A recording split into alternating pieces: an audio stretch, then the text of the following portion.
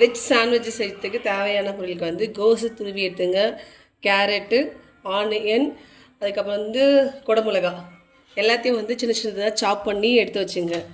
அதுக்கப்புறம் வந்து நமக்கு மயோ தேவைப்படும் கண்டிப்பாக. அதுக்கு உங்களுக்கு எந்த மாதிரி வெஜ் மயோவோ இல்லை எக் மயோவோ எது வேணுமோ வாங்கிக்கலாம். அப்புறம் வந்து இஞ்சி பூண்டு பேஸ்ட், அப்புறம் வந்து சில்லி ஃப்ளேக்ஸு அரிக்கணும். நான் மிக்ஸ் பண்ணி வச்சிட்ருக்கேன் ரெண்டுத்தையும் ஒரே பாக்ஸில். அதுக்கப்புறம் வந்து லைட்டாக பெப்பர் உங்களுக்கு தேவைக்கு போட்டுக்கலாம். உங்களுக்கு தேவையான சால்ட்டு உங்களுக்கு தேவைக்கு போட்டுக்கலாம். அதுக்கப்புறம் வந்து சிக்கன் மசாலா லைட்டாக அந்த ஒரு ஸ்மெல்லுக்காக சாப்பிடும்போது உங்களுக்கு எப்படின்னா டேஸ்ட்டாக இருக்கும். அந்த மயோ, சிக்கன் மசாலா அதுக்கப்புறம் வந்து சில்லி இதெல்லாம் மிக்ஸ் பண்ணி உங்களுக்கு ஒரு மாதிரி ஸ்வீட்டாகவும் இருக்கும், ஒரு மாதிரி ஸ்பைசியாகவும் இருக்கும். சாப்பிடும்போது எப்படி செமையாக இருக்கும். இப்போ எல்லாத்தையும் ஒன்றா கொட்டி நம்ம வந்து நல்லா டாஸ் பண்ணிக்க போகிறோம். ஏன்னா நம்ம அப்படியே வந்து பச்சையை சாப்பிட்டா குழந்தைங்களுக்கு பிடிக்காது. குழந்தைங்களுக்கு பிடிக்கணுன்னா நம்ம இந்த மாதிரி வந்து டாஸ் பண்ணிக்கணும். அப்போ தான் அந்த பச்சை ஸ்மெல் வராது.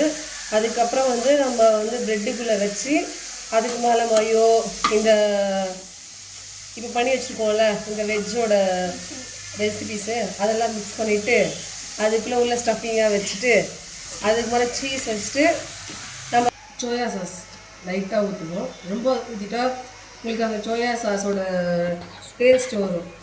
அது லைட்டாக சோயா சாஸு, லைட்டாக சில்லி சாஸ் ஊற்றிக்கிங்க. அதுக்கப்புறம் வந்து லைட்டாக வந்து சில்லி அந்த கலருக்காக, சிக்கன் மசாலா எதுக்கு அந்த டேஸ்ட்டு ஸ்மெல்லுக்காக. அப்புறம் இஞ்சி பூண்டு பேஸ்ட் போட்டிருக்கோம், ஆல்ரெடி உப்பு போட்டிருக்கோம். இப்போ வந்து நல்லா டாஸ் பண்ணிடும்.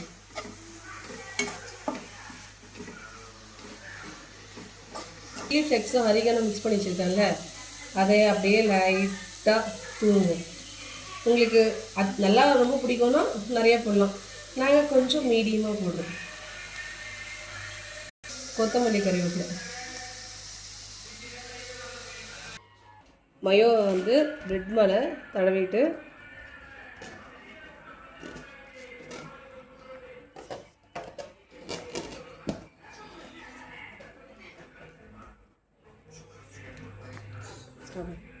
ஒரு ப்ரெட் மேலே டொமேட்டோ சாஸ்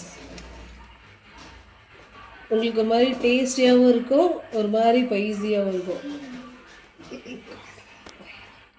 ஓகேவா? இப்போ வந்து மயோ வச்சுருக்கோமா, அது மேலே ஸ்டஃபிங் வைக்கணும். ஸ்டஃபிங் வச்சுட்டு